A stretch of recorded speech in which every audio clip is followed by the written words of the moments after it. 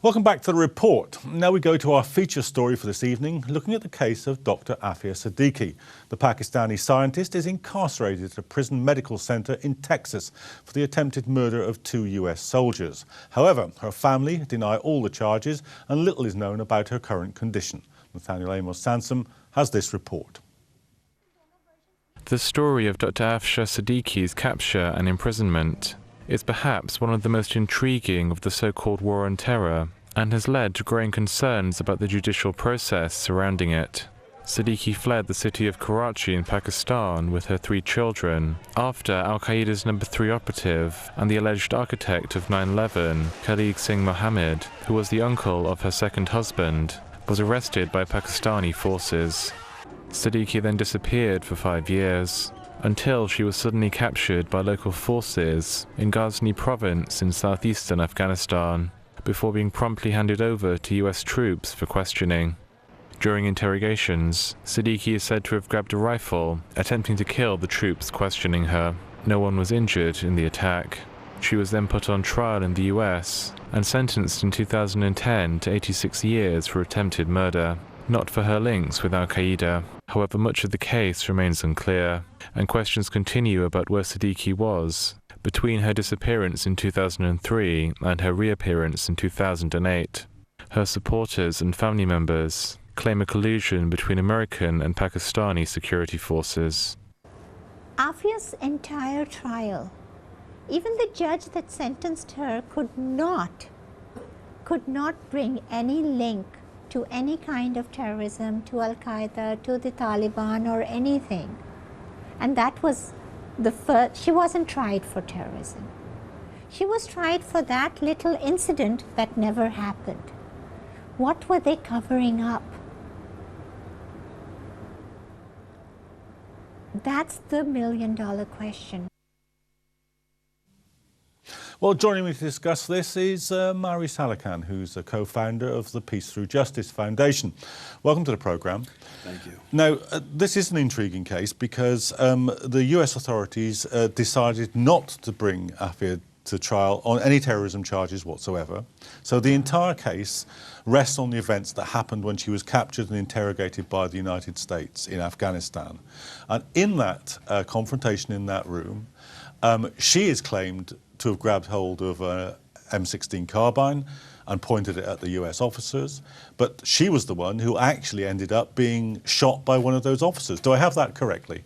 You have it correct, but before I expound on that alleged scenario, I want to make something, a correction in something that just aired. And it is very important because this is a case that has been shrouded in many untruths. One of them is that she was formerly married to the nephew of Khalid Sheikh Mohammed, which is not true. Aafia had only one marriage, and that was to the father of her children. And so this Khalid Sheikh Mohammed nephew second marriage is something that was made up by the authorities. Also, the allegation that she escaped with her children from Pakistan and went into hiding, that is also a complete fabrication. Aafia Siddiqui was kidnapped with her children in March of 2003 in a rendition operation. And all 4 of them were disappeared in separate locations for the next few years. I mean, that's how do we know that? Well, because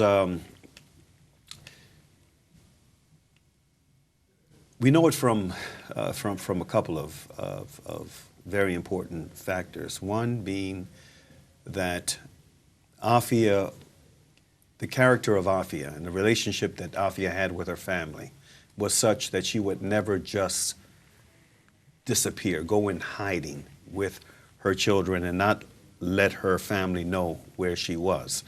I mean, she didn't have that kind of relationship with her family. She was very close to all of her family. The other thing was that when those 4 men escaped from Bagram in Afghanistan in 2008, which basically blew open the entire saga of where Aafia Siddiqui was. They told stories about what had happened to them, how they had been targets of rendition, how they had been kidnapped and secretly imprisoned and tortured. And they all told the stories of this one woman, these 4 Arab Muslim men that escaped from Bagram in 2008. They told the stories of this one woman whose name they didn't know, but they described her. A young Pakistani woman in her early to mid-30s who had lived for a number of years in the United States, who had been torn from her children, and she was like a ghost prisoner. They would see her from time to time when she was being moved or when they wanted to humiliate her, but they would hear her haunting screams almost on a daily basis. And as the word began to get out far and wide, these testimonies from these 4 Arab Muslims, former prisoners at Bagram, and pressure began to build on the authorities, first to admit they were holding a female prisoner there, which they denied. That's how it... Let me bring you to the case, though, because, you know, for many people who may not know the entire framework and background of this, what she's actually been sentenced for is what happened in that room. Now, many people will find that remarkable in itself, because the allegation is that she grabbed a rifle, but she's the one who ends up on the floor with a bullet in her. So what do you believe, and what do you believe from her perspective, actually happened in that room on the, of the events that actually found her in jail, have now found her in jail? Okay, let me tell you what I know. Yeah.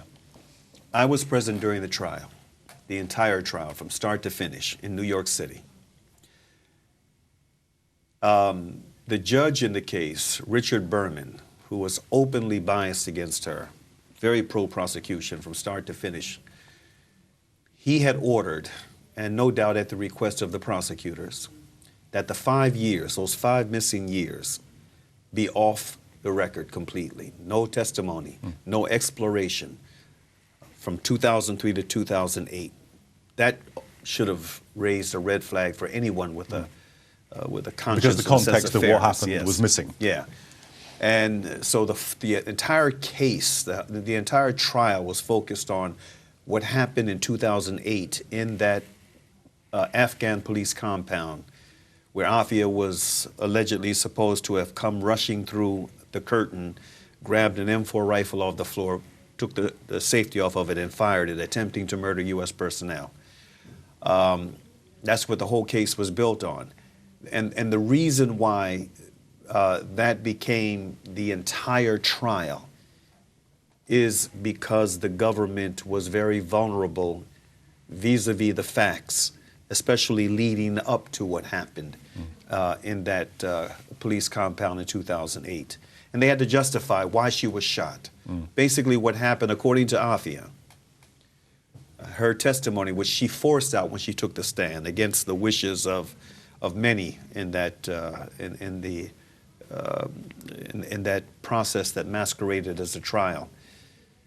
When she took the stand, she testified that when she was held behind the curtain and she had just been reunited with her son, and her condition was such that she hadn't seen her son in 5 years, and Ahmed, and she couldn't even recognize that this was her son. Okay, we're going to have to move on. Okay, I'm sorry. Ramsey Clark, who's the former U.S. Attorney General, is involved in this case. He's a very respected figure and a very long-standing campaigner. Just tell us a little bit about his involvement and what he's got to say about the case. Well, one of the things that Ramsey has said about the case of Dr. Aafia Siddiqui is that this is the worst case of individual injustice I've ever seen. This is what he has said. He joined us in Texas a couple of years ago after returning from Pakistan. In fact, he had gone to Pakistan to meet Aafia's family, to talk to some of the government officials there, and he also spoke with the then Pakistani Supreme Court Justice, I forgot his name, but he met with him and a number of other officials and did some press conferences with Dr. Aafia Siddiqui, Aafia's sister. His position has been, this is, and he has seen a lot. He said, this is the worst case of individual injustice I've ever seen. Well, thank you very much for coming in and giving us some insight into that absolutely fascinating case. But I'm afraid that's all we've got time for on this episode of The Report. I want to thank all my guests on today's show and to thank you for taking the time to watch. Now, do remember, you can keep up with us on Twitter by following @IslamChannelCA and by using the hashtag #TheReport. But for now, we'll leave you with scenes from Cyprus, where the actor Daniel Craig, in true James Bond or possibly Johnny English style, landed in Cyprus to inspect live minefields in a UN-controlled buffer zone.